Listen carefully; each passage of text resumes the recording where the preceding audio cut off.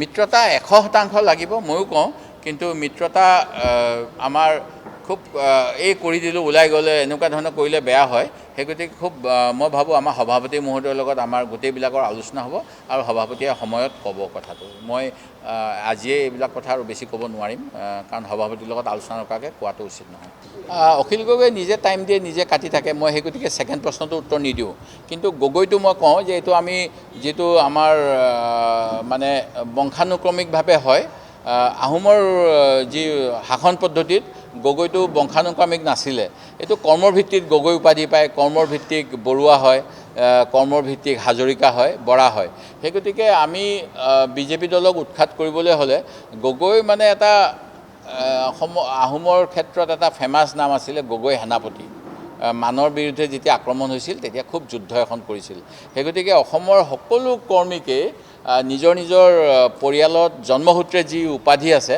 তাৰ উপৰিও বৰ্তমান সময়ত বিজেপিক প্ৰতিহত কৰিবলৈ গগৈ সেনাপতিৰ নিচিনা এটা কাম কৰিবলৈহে মই আহ্বান জনাম অকল তিনি গগৈ নহয় মই শইকীয়া হ'লেও মই যদি গগৈ হ'ব পাৰোঁ জাকিৰ হুছেইন চিকদাৰ গগৈ হ'ব পাৰে মোল্লা গগৈ হ'ব পাৰে মীৰা বৰঠাকুৰে গগৈ হ'ব পাৰে মানে গগৈৰ যিটো আইডিঅ'লজি সেইটো ল'বলৈহে মই অনুৰোধ কৰিব বিচাৰোঁ আমাৰ দিগন্ত বৰ্মনকো গগৈ হ'বলৈ ক'ম প্ৰফুল্ল দাসক গগৈ হ'বলৈ ক'ম আৰু তেনেকৈ নিশ্চয় আমি সক্ৰিয় হ'লে নিশ্চিতভাৱে মানৰ আক্ৰমণৰ নিচিনাকৈ যিহেতু মানৰ কাৰণে অকল বদন বৰফুকনক কোৱা হয় কিন্তু ইতিহাসৰ তথ্য খুব মানে বাস্তৱ ভালভাৱে চালে মানে বেলেগ বেলেগ কাৰকো থাকে আমি সেই গতিকে যিখিনি কৰিব লাগে যিটো অসমক বৰ্তমানৰ বিপদৰ পৰা উদ্ধাৰ কৰিবলৈ এই গগৈ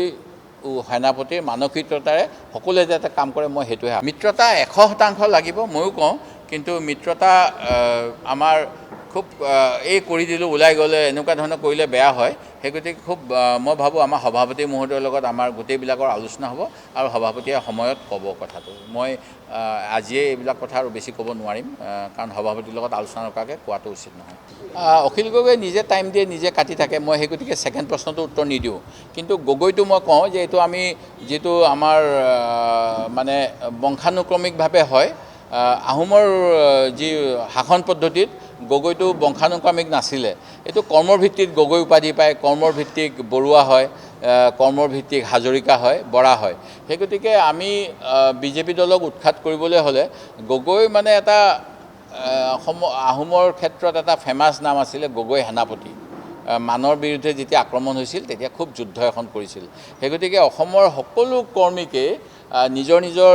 পৰিয়ালত জন্মসূত্ৰে যি উপাধি আছে তাৰ উপৰিও বৰ্তমান সময়ত বিজেপিক প্ৰতিহত কৰিবলৈ গগৈ সেনাপতিৰ নিচিনা এটা কাম কৰিবলৈহে মই আহ্বান জনাম অকল তিনি গগৈ নহয় মই শইকীয়া হ'লেও মই যদি গগৈ হ'ব পাৰোঁ জাকিৰ হুছেইন চিকদাৰ গগৈ হ'ব পাৰে মোল্লা গগৈ হ'ব পাৰে মীৰা বৰঠাকুৰে গগৈ হ'ব পাৰে মানে গগৈৰ যিটো আইডিঅ'লজি সেইটো ল'বলৈহে মই অনুৰোধ কৰিব বিচাৰোঁ আমাৰ দিগন্ত বৰ্মনকো গগৈ হ'বলৈ ক'ম প্ৰফুল্ল দাসক গগৈ হ'বলৈ ক'ম আৰু তেনেকৈ নিশ্চয় আমি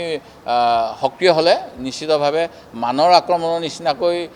যিহেতু মানৰ কাৰণে অকল বদন বৰফুকনক কোৱা হয় কিন্তু ইতিহাসৰ তথ্য খুব মানে বাস্তৱ ভালভাৱে চালে মানে বেলেগ বেলেগ কাৰকো থাকে আমি সেই গতিকে যিখিনি কৰিব লাগে যিটো অসমক বৰ্তমানৰ বিপদৰ পৰা উদ্ধাৰ কৰিবলৈ এই গগৈ সেনাপতিৰ মানসিকতাৰে সকলোৱে যাতে কাম কৰে মই সেইটোহে আহ্বান জনাম যিকোনো খবৰৰ বাবে যোগাযোগ কৰক 7099017330 লগতে 7099017110 নম্বৰত